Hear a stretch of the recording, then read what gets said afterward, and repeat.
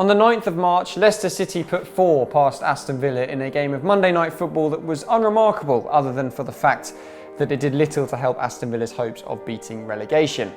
And then, 4 days later, we told you within the last hour that the English Football League had agreed to suspend all matches. All matches would be suspended. Has been cancelled. Has been postponed. Have now been postponed. Until April 3rd at the earliest. Premier League football was gone.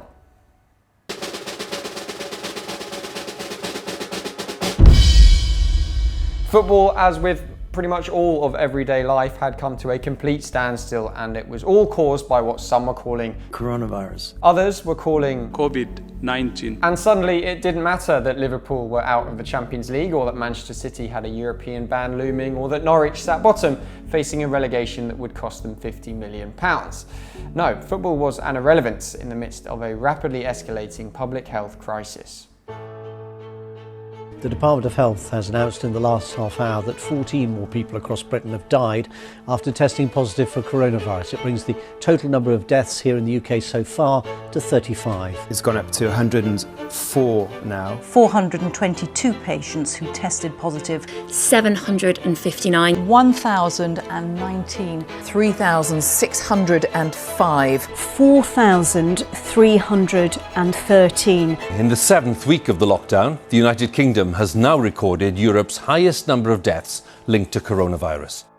But still, from the very start, there were those who demanded an immediate resolution to football's quandary. We've got to find a way for Liverpool to finish that season, haven't we?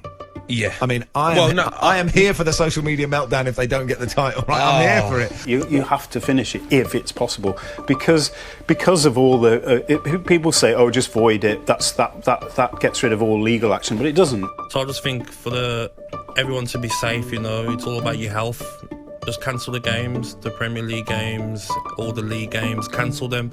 The only people who don't want it are maybe West Ham fans who at the moment are just above the relegation zone. Home advantage for some of these relegation outfits is so important.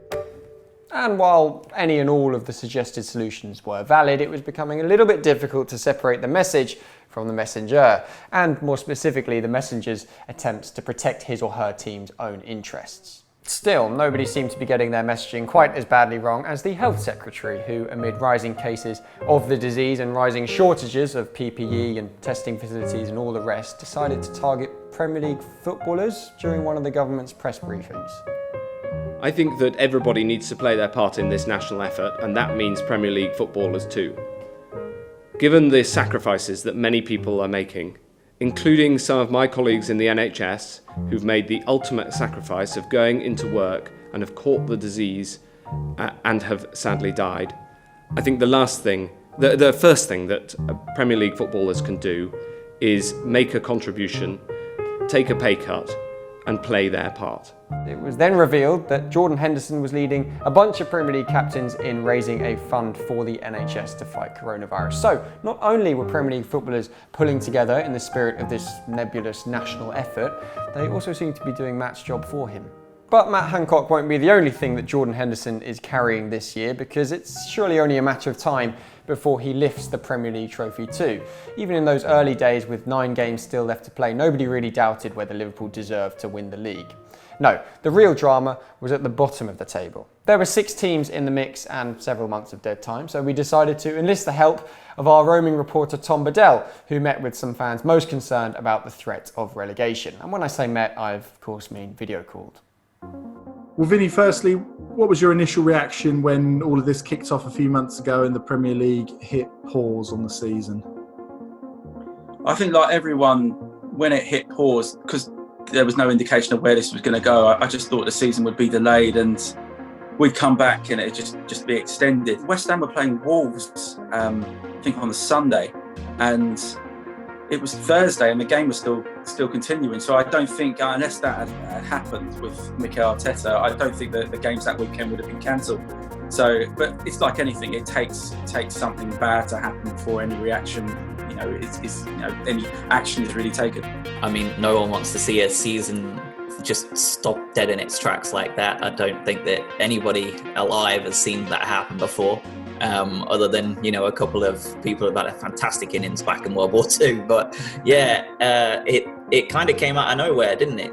I don't think any of us really knew what to expect. It was the word unprecedented was used an unprecedented amount of times. It was the way it was being thrown around, but it really was sort of untested waters. No one had really seen anything like this before. I think a lot of people in the UK and a lot of football fans in the UK probably just wrongly assumed that everything's just going to carry on, and evidently not in the last 3 months. Difficult timing, I think. Obviously covering Bournemouth, it was at a point in which the team had picked up a bit of momentum actually. So when the pause came, when it happened, it felt like it sort of might have jolted their momentum, if you see what I mean. Actually, at the time, I had literally just come back from Italy as everything was kicking off on a work trip.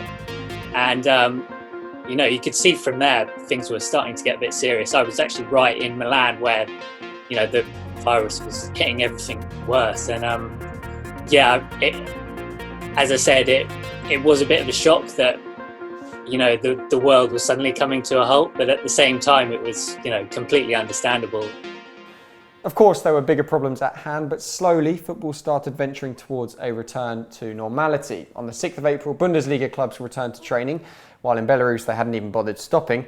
And in England, there were rumours of a central World Cup-style resolution at St George's Park. What did you make of the proposal to have kind of an Olympic-style village at St George's Park? I think when you're starting to put together ideas of a tournament or in a tournament environment in a bubble like at St George's Park, which didn't really seem very workable anyway in terms of the number of people who would be needed, the pitches and putting people up, and it just didn't seem that practical. But I think keeping home and away games is really important. I have to say the idea of like a mini tournament at St George's Park, it just left me completely cold. It would have no relation to the Premier League at all. I thought that was a rank bad idea. I couldn't see the point in that at all. And that was at that point where you were going, well, look, let's just cancel it. This is all we've got left. Now I wonder if you should revisit it and do that instead, just to kind of centralise it and avoid, teams like Newcastle and Brighton, like travelling up and down the length of the country and making however many noise about what stops and, what interactions they're having on the way. Yeah, well, I think there's been many ridiculous ideas thrown about in the last 3 months, and the World Cup in the Midlands one was right up there. It's interesting in just looking at what the NWSL is looking to do with their Challenge Cup tournament, and MLS looking to play with all the teams staying in one site, kind of like an Olympic Village type of thing. I think that's a good way to isolate everyone and be in that same space to make sure no outside sources kind of interfere. But obviously the travel situation is completely different in England than it is in the United States. Whichever way the Premier League dreamt it might return, it seems some people had forgotten to think about the players who would be putting themselves in harm's way for the benefit of our entertainment. So while plans were made for St George's Park or 8 to 10 neutral venues or finishing the entire season in Perth, Western Australia, Troy Deeney voiced the concerns of many. Okay, let's be clear, I'm desperate to play football. It's my job, I've got the best job in the world. But there has to be clear and safe measures for everybody.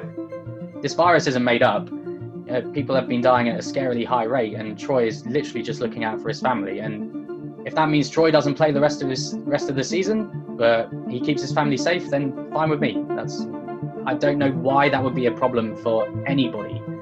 Whether we're going to get a smooth running of all the matches, we don't yet know. What happens, for example, if at one club 5 or 6 players go down because they contract COVID-19. The assumption that we'll be finished end of July and everything can then be signed, sealed and delivered, I think is perhaps a little bit overambitious.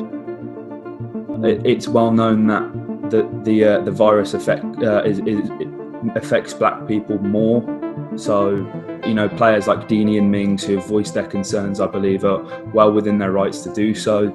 There are some very serious questions that haven't necessarily been answered yet, and I think, which is understandable in a way, that the league wants to try and avoid that as much as possible. Let's cross that bridge when it comes to it. But make no mistake, that's a pretty considerable bridge to cross if there is a second spike. I'm concerned about the whole coming out lockdown thing. It's a bit too early, I think. And I speak as someone, I've been working during lockdown, so I've been getting out. And I'm concerned that it's a bit too early. I think there has been a complete lack of leadership, moral leadership more than anything from the game. Let's just hope we get to the end of the season, because I think it would be very messy if we didn't. Still, momentum was only going one way. Players returned to training, key stakeholders continued to video call one another, broadcasters continued to vie for position, and then... Breaking news to bring you now, which is going to excite a lot of football fans. We're hearing that the Premier League is going to restart on Wednesday, the 17th of June. At last, the date has been agreed by clubs to restart the season. It's the first time that we've had a definitive date from the Premier League with regards to the project restart. Sound the alarm, release the confetti, the Premier League is coming back. Finally, we're going to finish the season. My goodness, it's going to be a lot of games though, Chris. It is, Kay, and I'm really looking forward to it. How and where will you be watching West Ham's first game next week?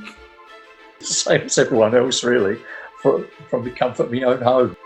It'd be good to get back. I don't think anything can replace being at games and seeing the full picture. As much as you're not going to get that opportunity to speak to the players, but if we can get in, that'd be great, because it's important, and it'll help tell our stories in a better way. Yeah, I think maybe all the Norwich fans should get like a 2,000 person Zoom call or something like that. I put the suggestion out there on Twitter the other day, just get everyone singing on the Zoom call.